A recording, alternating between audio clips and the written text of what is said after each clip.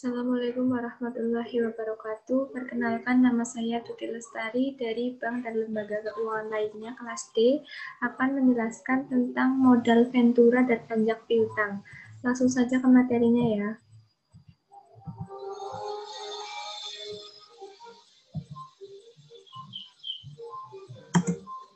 Ya, yang pertama ada modal Ventura. Pengertiannya adalah suatu pembiayaan dalam bentuk penyertaan modal dalam suatu perusahaan pasangan usaha yang ingin mengembangkan usahanya untuk jangka waktu tertentu, bersifat sementara. Terus yang kedua ada jenis-jenis modal Ventura, ada equity financing, yaitu jenis pembiayaan langsung.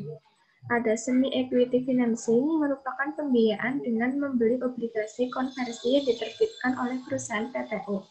Yang ketiga, mendirikan perusahaan baru. Yang keempat, bagi hasil.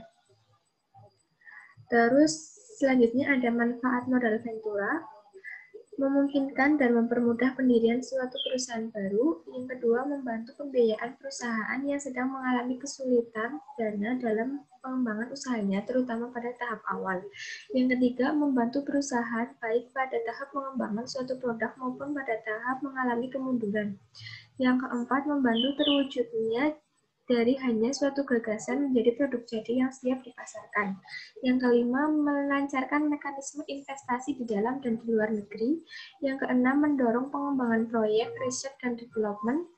Yang ketujuh, membantu pengembangan teknologi baru dan memperlancar terjadinya alih teknologi. Yang kedelapan, membantu dan memperlancar pengalihan kepemilikan suatu perusahaan.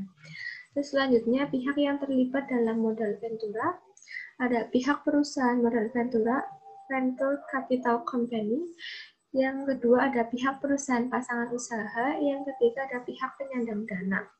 Selanjutnya ada mekanisme kegiatan modal Ventura. Ada dua mekanisme di dalamnya. Yang pertama ada single tier approach. Perusahaan modal Ventura menghimpun dana dan mengelola dana yang diinvestasikan dalam bentuk penyertaan modal pada perusahaan pasangan usaha. Yang kedua ada two-tier approach. Pengelolaan modal Ventura yang melibatkan dua badan usaha terpisah, di mana yang satu sebagai perusahaan penyedia dana dan yang lain sebagai pengelola. Terus yang selanjutnya ada anjak piutang.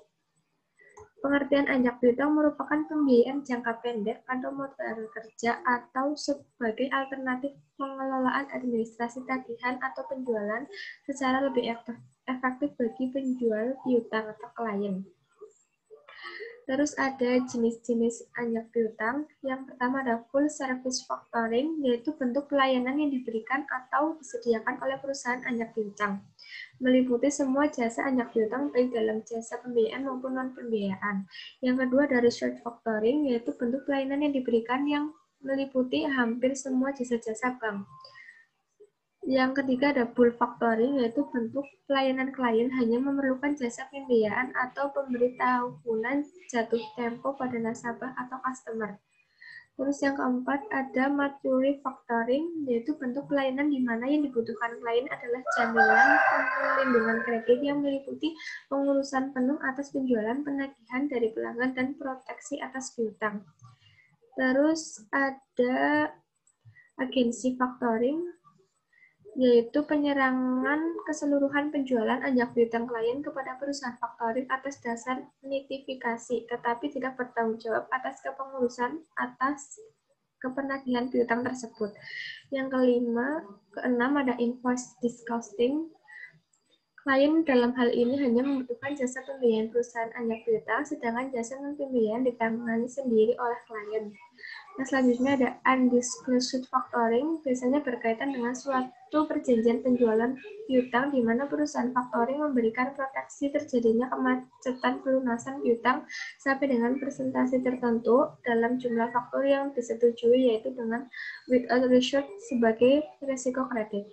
Selanjutnya ada manfaat anjak piutang, menurunkan biaya produksi perusahaan, memberikan fasilitas pembiayaan dalam bentuk pembayaran di muka atau advance payment, sehingga meningkatkan credit standing perusahaan klien, meningkatkan kemampuan bersaing perusahaan klien, terus meningkatkan kemampuan klien memperoleh laba melalui peningkatan perputaran modal kerja, menghilangkan ancaman resiko kredit macet, Terus mempercepat proses pertumbuhan ekonomi. Pihak yang terlibat dalam anjak piutang ada perusahaan anjak piutang atau faktor adalah perusahaan atau pihak yang menawarkan jasa anjak piutang. Terus ada klien atau supplier adalah pihak yang menggunakan jasa perusahaan anjak piutang. Terus ada nasabah atau customer atau debitur adalah pihak yang mengadakan transaksi dengan klien. Terus ada mekanisme kegiatan anjak piutang ada dua, tanpa faktor atau tradisional piutang. Dan yang kedua dengan jasa non-pembiayaan atau non-financial service. Demikian materi dari saya. Wassalamualaikum warahmatullahi wabarakatuh.